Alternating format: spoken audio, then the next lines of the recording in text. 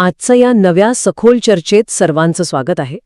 आज आपल्याकडे माहितीचा, ऐतिहासिक संदर्भांचा आणि एका अतिशय गूढ रहस्याचा असा एक साठा आला आहे, जो खऱ्या अर्थाने विचार करायला भाग पाडतो. हो, आणि मी या विषयासाठी खूपच उत्सुक आहे. आजचा आपला विषय आहे बाजिंद या पुस्तकातील एक विशिष्ट प्रसंग. विशेषतः या पुस्तकातील पृष्ठ क्रमांक 41 वर जो एक संवाद आहे ना, त्यावर आपण आज लक्ष केंद्रित करणार आहोत. बरोबर. आपण नेहमीच अनेक संदर्भ आणि मोठी पुस्तके एकाच वेळी हाताळतो, पण आजचे आपले उद्दिष्ट थोडे वेगळे आहे. अगदी. आजचे उद्दिष्ट अधिक सूक्ष्म आहे.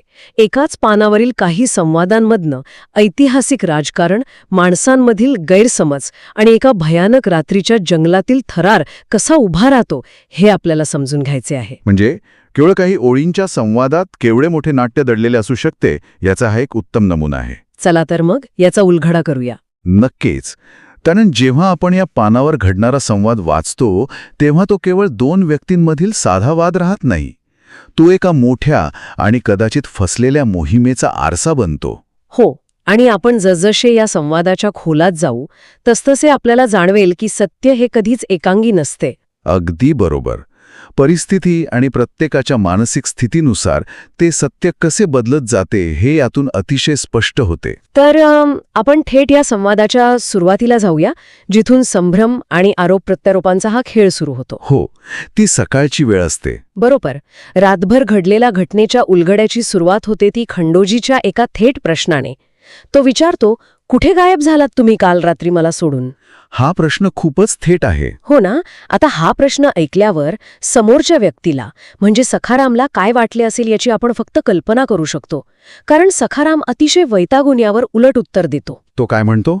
आणि तुम्हीच काल संध्याकाळी त्या दाट जंगलाच्या जाळीत आम्हा चौघांना गुंगारा देत गायब झालात. अरे बापरे. म्हणजे दोघांनाही वाटत आहे की समोरच्याने त्यांना सोडले.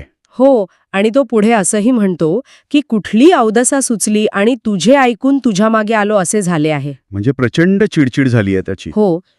हे समजून घेण्यासाठी आपण एका साध्या चुकीच्या नियोजनाचं उदाहरण घेऊया. समजा आपण एखाद्या अनोळखी रस्त्यावरून जात आहोत आणि कुणीतरी जवळचा रस्ता म्हणून एखादा चुकीचा रस्ता निवडला. आणि सगळेच रस्ता चुकले. अगदी तेच. मग जी चिडचिड होते अगदी तशीच अवस्था इथे सखारामची दिसते. पण हा रस्ता साधासुधा नसून एक हिंस्र श्वापदांनी भरलेले दाट जंगल आहे. इथे एक मानसशास्त्रीय पैलू समजून घेणं गरजेचं आहे.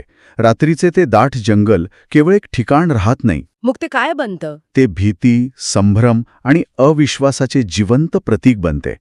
अंधारामुळे केवळ दृष्टीच कमी होत नाही, तर माणसाची तर्क करण्याची क्षमताही धूसर होते. हे खूपच महत्वाचं निरीक्षण आहे. हो, खंडोजीला वाटते की हे चौघे त्याला सोडून गेले, तर सखारामच्या गटाला वाटते की खंडोजीनेच त्यांना मुद्दाम गुंगारा दिला. म्हणजे गैरसमजाची परिसीमा आहे ही. अगदी.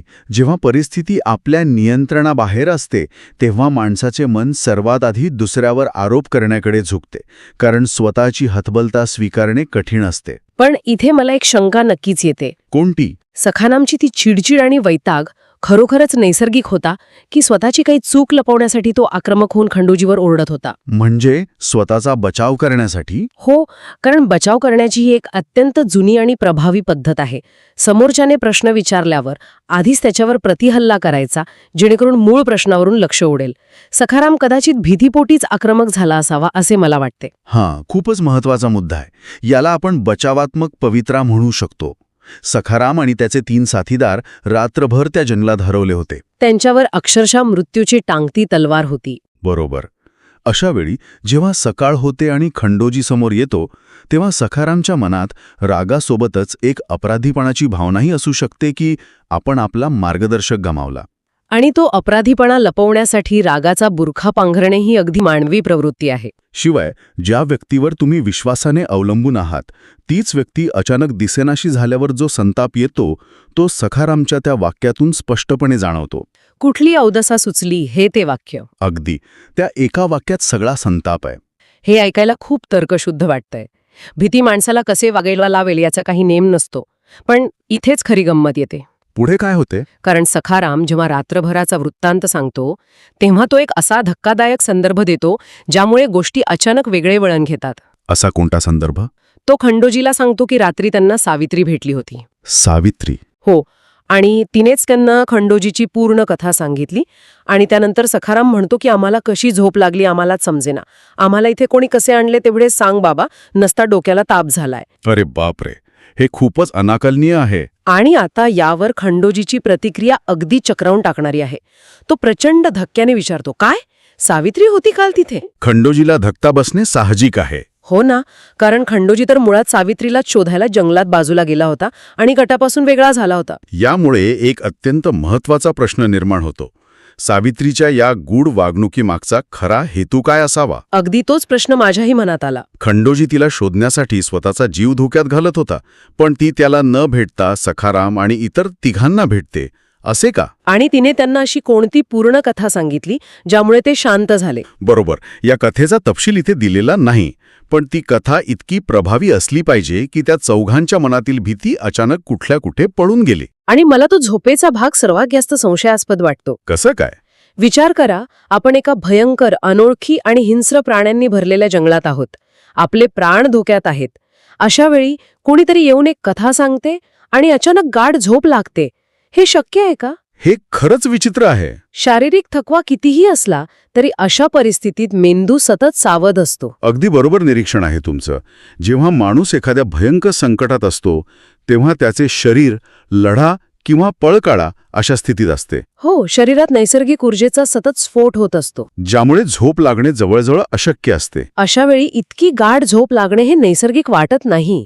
इथे 2 शक्यता असू शकतात. कोणत्या 2 शक्यता? एक तर सावित्रीने त्यांना काही खायला किंवा प्यायला दिले असावे ज्यातून त्यांना गुंगी आली. ही एक अतिशय प्रबळ शक्यता आहे. आणि दुसरी शक्यता म्हणजे तिने अत्यंत हुशारीने त्यांच्या विश्वासाचा फायदा घेऊन त्यांना एका खोट्या सुरक्षिततेची भावना दिली असावी. म्हणजे मानसे पाकळीवर खेळ केला असावा. हो, मानसिक तणाव जेव्हा अचानक संपतो तेव्हा काही वेळा शरीर पूर्णपणे कोसळते आणि माणूस गाढ झोपेत जातो. पण तरीही जागे झाल्यावर आपण कुठे आहोत हेच न समजणे इतपत गाढ झोप ही नक्कीच संशयास्पद वाटते. नक्कीच. म्हणजेच सावित्री हे पात्र इथे केवळ एक सामान्य व्यक्ती राहत नाही. ती एक अत्यंत हुशार, कदाचित रहस्यमयी आणि धोकादायक योजना राबवणारी व्यक्ती म्हणून समोर येते. तिचे हेतू पूर्णपणे अज्ञात आहेत. पण या सावित्रीच्या गूढ वागणुकीवरून आपण आता खंडोजीच्या मूळ योजनेकडे वळूया, जिथून या सगळ्या गोंधळाची आणि जंगल भ्रमंतीची सुरुवात झाली होती. हो, ती मूळ योजना समजून घेणं खूप गरजेचं आहे. खंडोजी जेव्हा सखारामचे बोलणे ऐकतो तेव्हा तो त्याची मूळ योजना स्पष्ट करतो. तो सांगतो की काल सकाळी सावित्री एका वडाच्या झाडाजवळ भेटणार होती. वडाच्या झाडाजवळ म्हणजे एक निश्चित ठिकाण ठरलेले होते. हो, आणि सर्वात मोठा खुलासा तो इथे करतो की तिच्या वडिलांची फौज 10 कोसांवर त्यांची वाट पाहत आहे. 10 कोस? हो, तिथे नेऊन त्यांचे वस्तात काका या चौघांना महाराजांच्या जवळ घेऊन जाणार होते आणि नंतर खंडोजी आणि त्याची माणसे त्यांच्या वाटेने जाणार होते. आता इथे आपल्याला एका मोठ्या राजकीय पट्टाची जाणीव होते. जर आपण याला मोठ्या चित्राशी जोडले तर या संवादातील शब्दांचे आणि नियोजनाचे गांभीर्य आपल्या लक्षात येईल. अगदी. 10 कोस अंतरावर एक फौज वाट पाहत आहे ही साधी गोष्ट नाही. एक फौज उभी करणे, तिला एका विशिष्ट ठिकाणी गुप्तपणे थांबवून ठेवणे आणि योग्य वेळेची वाट पाहणे यात प्रचंड लष्करी शिस्त लागते. आणि अचूक संवादाची गरज असते. हो, अशा मोहिमांमध्ये वेळेला सर्वाधिक महत्त्व असते. वस्तात काका, महाराज, सावित्रीचे वडील या सर्व पात्रांची नावे खंडोजी घेतो. यावरून स्पष्ट होते की हे लोक नुसतेच जंगलात भटकायला आलेले नव्हते. अजिबात नाही. ही एक अतिशय गुप्त आणि मोठी मोहीम होती. मला इथे हेच जाणवते की एवढी मोठी आणि गुंतागुंतीची योजना एका छोट्याशा चुकीमुळे कशी पत्त्यांच्या बंगल्यासारखी कोसळू शकते. संवादाच्या अभावामुळे. हो, खंडोजींनी सावित्रीला वडाच्या झाडाजवळ भेटायचे ठरवले होते, पण ती तिथे आलीच नाही का, की खंडोजी तिथे वेळेवर पोहोचू शकला नाही? हे प्रश्न अनुत्तरित राहतात. एका व्यक्तीच्या अनुपस्थितीमुळे संपूर्ण साखळीच तुटली. वस्तात काका वाट पाहत राहिले असतील, 10 कोसांवर फौज थांबून असेल आणि महाराज कदाचित एखाद्या मोठ्या निर्णयाच्या प्रतीक्षेत असतील. आणि हे मुख्य मोहरे इथे जंगलात एकमेकांवर ओरडत बसले आहेत. अगदी तेच. किती मोठा विरोधाभास आहे हा. हेच युद्धाचे किंवा कोणत्याही मोठ्या गुप्त मोहिमेचे सर्वात कटू सत्य असते. कागदावर आखलेल्या योजना आणि प्रत्यक्ष जमिनीवर घडणाऱ्या गोष्टी यात नेहमीच तफावत असते. निसर्ग आणि मानवी चुका या कोणत्याही योजनेला एका क्षणात धुळीस मिळू शकतात. खंडोजी आणि सखाराम यांच्यात संवादाचा जो अभाव दिसतो तो या मोहिमेच्या अपयशाचे मुख्य कारण बनतो. हो, एकमेकांवर अविश्वास दाखवणे आणि योग्य वेळेवर माहितीची देवाणघेवाण न होणे. यामुळे त्यांनी केवळ स्वतःचा जीवच धोक्यात घातला नाही, तर त्या संपूर्ण लष्करी मोहिमेलाही एक मोठा धक्का दिलाय. हे खरंच विचार करायला लावणार आहे. म्हणजे एकीकडे एवढी मोठी लष्करी हालचाल सुरू आहे आणि दुसरीकडे हे पात्र जंगलातील अंधारात चाचपडत आहेत. पण या कथेचा कळस तर अजून बाकी आहे. हो, या अनपेक्षित गोष्टींचा कळस म्हणजे या संवादाच्या शेवटच्या भागात येणारा महादेवाच्या पडक्या मंदिरातील थरार. ते दृश्य खरोखरच अंगावर काटा आणणार आहे. खंडोजी रात्रभर या चौघांचा जंगलात शोध घेत असतो. तो शोध घेत घेत पहाटे एका महादेवाच्या पडक्या मंदिराजवळ पोहोचतो आणि तिथे त्याला जे दृश्य दिसते ते कोणालाही गोठवून टाकेल. त्याला काय दिसते तिथे? तो सांगतो की तिथे एक वाघ रक्ताच्या थारोळ्यात मरून पडलेला त्याला दिसला. रक्ताच्या थारोळ्यात एक महाकाय वाघ. हो, विचार करा, दाट जंगल, पहाटेची वेळ, एक पडके मंदिर आणि समोर रक्ताच्या थारोळ्यातील एक वाघ. हे दृश्य डोळ्यांसमोर उभे केले तरी भीती वाटते. खंडोजीला वाटते की तिथे अजून वाघ असतील आणि आपल्या जीवाला धोका आहे, म्हणून तो स्वतःचा जीव वाचवण्यासाठी त्या मंदिरात शिरतो. आणि मंदिरात त्याला हे चौघे दिसतात. हो, हे चौघे महाभाग तिथे आरामात झोपलेले असतात. पडके मंदिर हे सहसा आश्रयाचे स्थान मानले जाते, पण इथे ते मृत्यूच्या एका भयानक खुणेने वेढलेले आहे. खंडोजीची मनस्थिती त्यावेळी अत्यंत दोलायमान असली पाहिजे. एकीकडे वाघाची शिकार झाल्याचं दृश्य आणि दुसरीकडे ज्यांना तो रात्रभर शोधत होता ते लोक सुखरूप पण अचेतन अवस्थेत झोपलेले. पण इथे मला एक प्रश्न नक्कीच विचारायचा आहे. विचारा. खंडोजी पुढे जे सांगतो ते शारीरिकदृष्ट्या कितपत शक्य वाटते? तो म्हणतो की त्याने एकाला खांद्यावर घेऊन पहाटेच एका डोंगरावर आणले. एकाला खांद्यावर? हो, एका थकून भागलेल्या, रात्रभर जंगलात भटकलेल्या व्यक्तीने 4 जणांना बेशुद्ध अवस्थेत किंवा गाढ झोपेत असताना खांद्यावरून एका डोंगरावर नेणे, हे कसे शक्य आहे? मानवी ताकदीची मर्यादा नाही का? हा खूपच तर्कशुद्ध प्रश्न आहे. सामान्य परिस्थितीत हे अशक्यच वाटते. की तो अतिशयोक्ती करत आहे स्वतःचे महत्त्व वाढवण्यासाठी?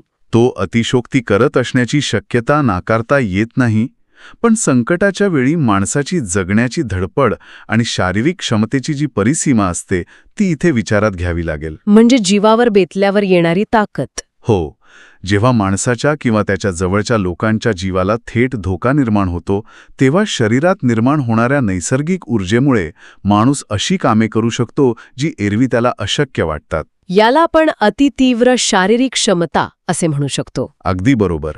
त्याने एकाच वेळी चौघांना नेले नसेल तर एकाला नेण्यासाठी त्याने 4 फेऱ्या मारल्या असतील. हे प्रचंड थकवणारे काम आहे. पण प्राण वाचवण्याच्या इच्छेपुढे शारीरिक थकवा दुय्यम ठरतो. तरीही तो थोडी अतिशयोक्ती करत आहे हे नक्कीच शक्य आहे. आणि या सर्वामध्ये एक मोठा आणि सर्वात गूढ प्रश्न अजूनही तसाच उभा आहे. तो रक्ताच्या थारोळ्यातील वाघ. हो, त्या वाघाला कुणी मारले असेल. वाघ हा जंगलाचा राजा आहे. तो काही आपोआप मरणार नाही. आणि त्याला रक्ताच्या थारोळ्यात मारणे हे साधं काम नाही. तेही महादेवाच्या पडक्या मंदिराजवळ, जिथे हे चौघे गाढ झोपेत होते. सावित्रीने मारले, पण एक एकट्या स्त्रीसाठी किंवा सामान्य माणसासाठी ते अत्यंत कठीण आहे. खूपच कठीण. तिच्यासोबत असलेल्या कुणी गुप्तरक्षकांनी की जंगलात आणखी कुणी तिसरीच प्रशिक्षित व्यक्ती किंवा सैनिकांचा गट लपलेला होता? वाघाची शिकार हा या कथेतील एक असा बिंदू आहे जो या रहस्याला एका वेगळ्याच पातळीवर नेऊन ठेवतो. नक्कीच. मृत वाघ हे दर्शवतं की त्या रात्री त्या जंगलात खंडोजी, सावित्री आणि सखारामच्या गटाव्यतिरिक्त अजूनही काहीतरी भयानक आणि ताकदवान अस्तित्वात होते. ते लोक कोण होते? त्यांचं उद्दिष्ट काय होते? वाघाची शिकार करण्याइतके ते शस्त्रास्त्रांनी सज्ज होते, म्हणजे ते नक्कीच सामान्य वाटसरू नव्हते. सावित्रीच्या वडिलांची फौज 10 कोसांवर होती. मग त्यातीलच काही मोजके आणि अत्यंत निपुण सैनिक सावित्रीच्या रक्षणासाठी त्या जंगलात गुप्तपणे वावरत असावेत का? ही शक्यता खूप प्रबळ वाटते. तर या सर्वांचा अर्थ काय होतो? आपण केवळ एका पानावरील काही ओळींचा संवाद पाहिला, पण यातून आपण काय उलगडले? आपण खूप मोठी साखळी उलगडली आहे. हो, खंडोजी आणि सखाराम यांच्यातील गैरसमजामुळे आणि संवादाच्या अभावामुळे निर्माण झालेला ताण, सावित्रीचे अचानक भेटणे आणि तिचे ते गूढ वर्तन, ज्यामुळे या चौघांना संशयास्पद झोप लागते. आणि त्यानंतर आपण पाहिली एक मोठी लष्करी मोहीम जी एका छोट्याशा चुकीमुळे कशी भरकटते. आणि शेवटी पडक्या मंदिराजवळ सापडलेला मृत वाढ आणि खंडोजीने केलेली जीवाची बाजी, गैरसमज, थरार, राजकारण आणि माणसाचे मानसशास्त्र यांचा हा एक अत्यंत गुंतागुंतीचा नमुना आहे. एका क्षणात ही गोष्ट एका ऐतिहासिक मोहिमेची वाटते आणि दुसऱ्या क्षणी ती एका गूढ थरारपटात बदलते. अगदी अचूक. जेव्हा आपण अशा प्रकारच्या माहितीचे आणि संवादाचे तुकडे एकत्र जोडतो तेव्हा आपल्याला एक गोष्ट प्रकर्षाने जाणवते की इतिहास किंवा कोणत्याही मोहिमा केवळ कागदावर आखल्या जात नाहीत. त्या माणसांवर अवलंबून असतात. हो, त्या माणसांच्या भावना, त्यांच्या भीती, त्यांनी घेतलेले चुकीचे निर्णय आणि अनपेक्षितपणे उद्भवणाऱ्या संकटांवर अवलंबून असतात. इथे प्रत्येकाचे सत्य वेगळे आहे. खंडोजीचे सत्य वेगळे आहे, सकारामचा अनुभव वेगळा आहे आणि सावित्रीचे सत्य या दोघांहून पूर्णपणे वेगळे असू शकते. हेच अशा विश्लेषणाचे मुख्य यश असते, जिथे आपण केवळ शब्द वाचत नाही तर त्या शब्दांमागची न सांगितलेली परिस्थिती शोधून काढतो. आजचे हे विश्लेषण खरोखरच विचार करायला लावणारे ठरले. हो, आपण या सर्व घटनांचा आणि पात्रांच्या वागणुकीचा आढावा घेतला. हो, आणि बरेच धागेदोरे जुळवले. पण जाता जाता श्रोत्यांसाठी एक असा विचार मी सोडून देऊ इच्छितो, ज्याकडे कदाचित आपण नेहमी दुर्लक्ष करतो. आपण असा विचार करतो की या एका रात्रीच्या गोंधळामुळे ती मोहीम कशी फसली. पण या नाण्याला दुसरी बाजूही असू शकते ना? दुसरी बाजू ती कोणती? जर त्या रात्री हे लोक हरवले नसते, जर ते ठरल्याप्रमाणे महाराजांपर्यंत पोहोचले असते, तर त्यानंतरचा इतिहास कसा बदलला असता? हा खूपच वेगळा दृष्टिकोन आहे. कधीकधी अशा अनपेक्षित घटना ज्या वरवर पाहता अपयश वाटतात, त्या एका मोठ्या आणि अधिक भयंकर संकटापासून वाचवण्यासाठी निसर्गाने केलेली रचना असू शकते. खरंय. आणि त्याहूनही महत्वाचा विचार म्हणजे त्या पडक्या मंदिराजवळ वाघाला कोणी मारले असेल आणि सावित्रीने त्या चौघांना त्यांची कहाणी सांगून अशी कोणती भूल घातली की ते त्या भयानक जंगलातही गाढ झोपले. कदाचित खरी कथा ही जंगलातील श्वापदांची नसून माणसांच्या मनातील गुंतागुंतीची आहे. सखारामला जे आठवतंय ते खरोखरच तसेच घडले होते की भीतीने ग्रासलेल्या मेंदूने स्वतःला सावरण्यासाठी ती एक काल्पनिक कथा तयार केली होती? वास्तवाच्या आणि भ्रमाच्या या धुसर रेषेवर विचार करणे हे कोणत्याही रहस्यापेक्षा अधिक आव्हानात्मक आहे. नक्कीच. हा विचार करायला लावणारा प्रश्न आहे. आजच्या या सखोल चर्चेत सहभागी झाल्याबद्दल धन्यवाद. अशाच नवनवीन ऐतिहासिक, मानसशास्त्रीय आणि रहस्यमय माहितीचे कंगोरे आपण भविष्यातही उलगडत राहूया. तोपर्यंत प्रत्येक कथेमागचं न सांगितलेलं सत्य शोधण्याचा प्रयत्न करत राहूया.